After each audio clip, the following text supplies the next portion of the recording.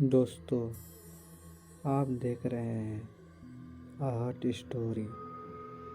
तो चलिए आगे बढ़ते हैं इस कहानी की ओर। यह कहानी एक डरावनी सच्ची घटना है। तो चलिए।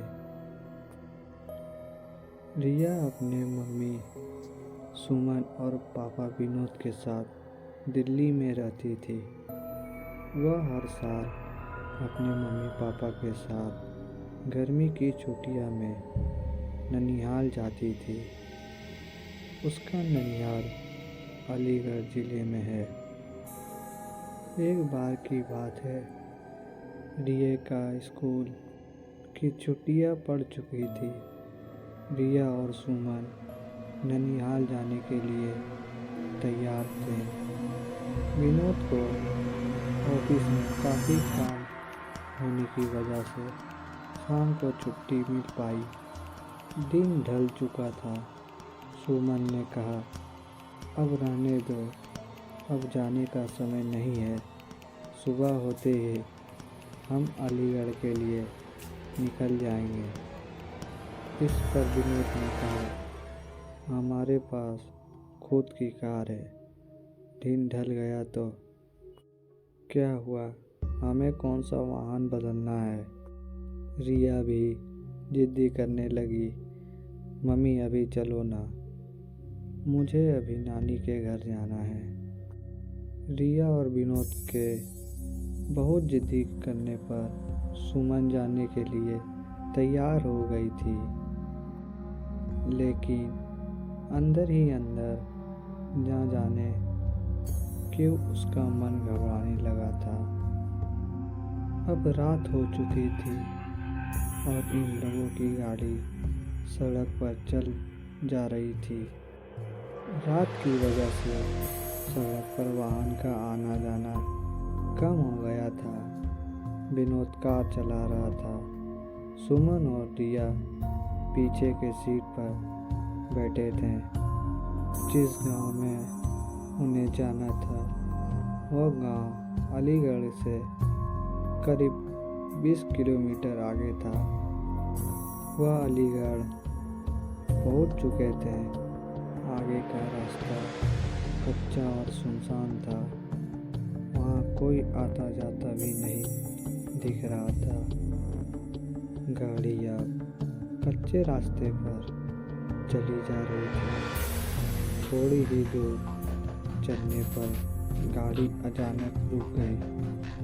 रिया ने पापा से कहा, पापा क्या हुआ, गाड़ी बंद कैसे हो गई। विनोद ने कहा, पता नहीं बेटा, उतर कर देखना होगा।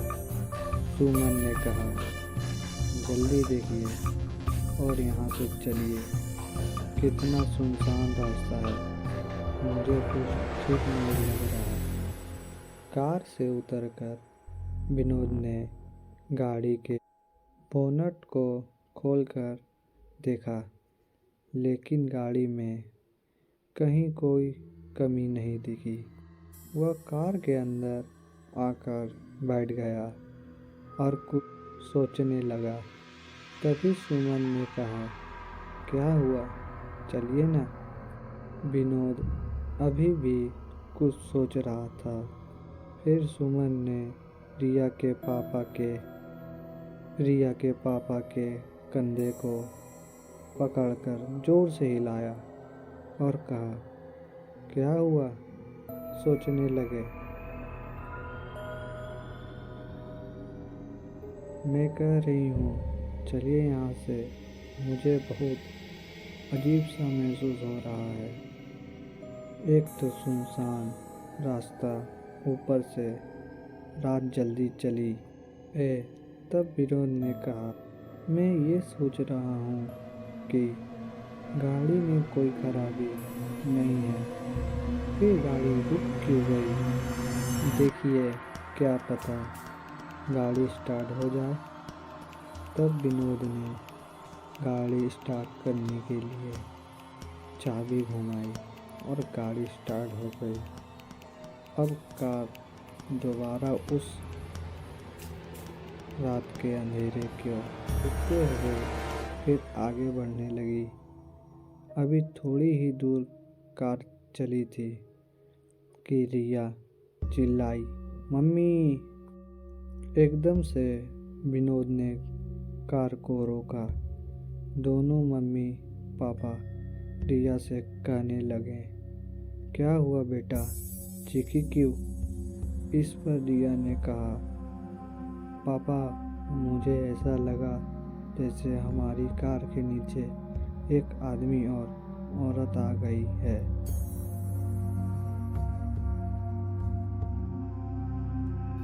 विनोद ने कहा, नहीं बेटा, ऐसा कुछ नहीं है।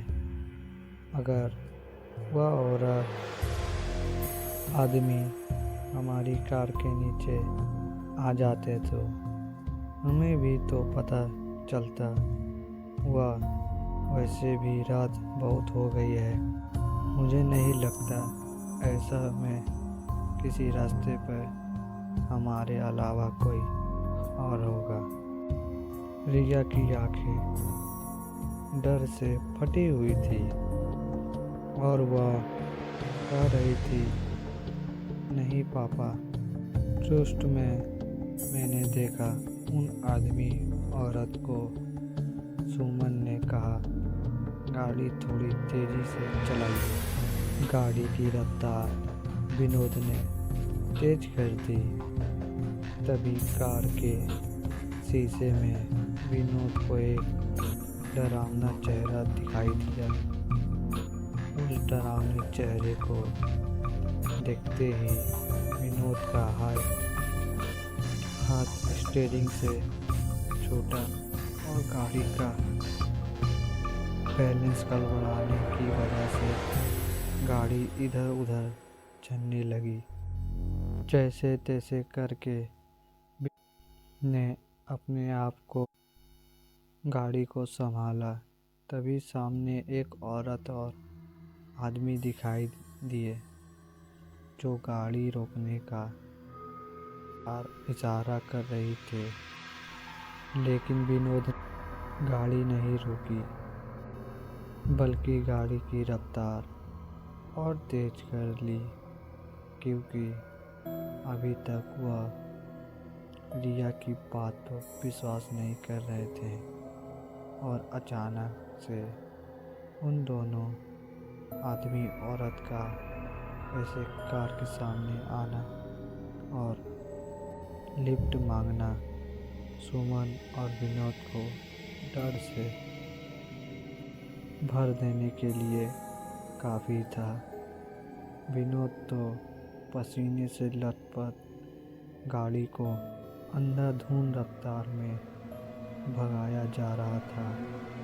तभी वह औरत और आदमी जिनको विनोद ने पीछे छोड़ा था फिर सामने खड़े थे और गाड़ी रोकने का इशारा कर रहे थे। अब तो उन तीनों की जान मुँह को गई थी। अचानक सुमन का फ़ोन बजता। हेलो, कौन? दूसरा तरफ से सुमन का भाई अर्जुन बोल रहा था। हेलो दीदी, कैसे हैं आप? सुमन ने कहा, भैया कुछ ठीक नहीं है, इस रास्ते पर बहुत गड़बड़ है। और सुमन ने उन दोनों आदमी औरत के बारे में भी अर्जुन को बताया। तब अर्जुन ने कहा, दीदी आप चिंता मत करो, मैं अभी आता हूँ। और 10-15 मिनट बाद ही अर्जुन वहाँ रास्ते पर खड़ा था। विनोद ने गाड़ी रोका और कहा, अर्जुन, हुआ अर्जुन, तुम आ गए। पता नहीं क्या हो रहा था हमारे साथ, कुछ समझ नहीं आ रहा। अर्जुन ने कहा, कोई बात नहीं जीजा जी, मैं आ गया ना, आपको कोई प्रॉब्लम नहीं होगी। अर्जुन भी अब कार में बैठा और कार घर की तरफ चल दी। अब तो मानो जैसे सुमन, विनोद और रिया का डर अर्जुन के साथ जाने से हवा हो गया था। जब सब लोग घर पहुंच चुके थे, अर्जुन ने कहा, लाइए जीजाजी, कार की चाबी मुझे दीजिए, मैं पार्क करके आता हूँ, आप अंदर जाइए। विनोद ने कहा, ठीक है, और चाबी अर्जुन को दे दी। जैसे ही रिया और उसकी मम्मी पापा ने घर में एंट्री की, तीनों चौके पर घर में सब लोग रोने रहे थे और सामने किसी की लाश पड़ी थी। यह देख सुमन और विनोद दंग थे। क्या हुआ है घर में? और हमें अर्जुन ने कुछ नहीं बताया। सुमन की माँ ने रोते हुए सुमन से कहा, बेटा, तेरा भाई अर्जुन अब इस दुनिया में नहीं रहा। इतना सुनते ही सुमन और विनोद रिया के पैरों तले जमीन खिसक गई। सुमन को विश्वास नहीं हो रहा था, क्योंकि जो भाई घर के बाहर था, उसके साथ घर में उसकी लाश पड़ी हुई थी। यह देखने के लिए कि कहीं ये मेरा वहम तो नहीं, सुमन ने अर्जुन के चेहरे से कफन हटाया। ओह, यह सच था। सामने जो लाश पड़ी थी वह अर्जुन की ही थी। सुमन के पिता ने बताया कि रात 9 बजे अर्जुन अपनी बाइक से घर आ रहा था, तभी उसकी बाइक को एक ट्रक ने जोरदार टक्कर मारी, जिससे उसके सर में चोट और मौके पर ही उसकी मौत हो गई। अगर अर्जुन पर चुका था तो जो बाहर था वह कौन था? दोस्तों, कभी कभी ऐसा होता है कि हमारे अपने हमेशा दूर जाने के बाद भी किसी न किसी वजह से जुड़े रह जाते हैं। जैसे घर के किसी सदस्य ने मरने वाले पर हद से ज़्यादा प्रेम, या और भी बहुत सारी वजह हो सकती है।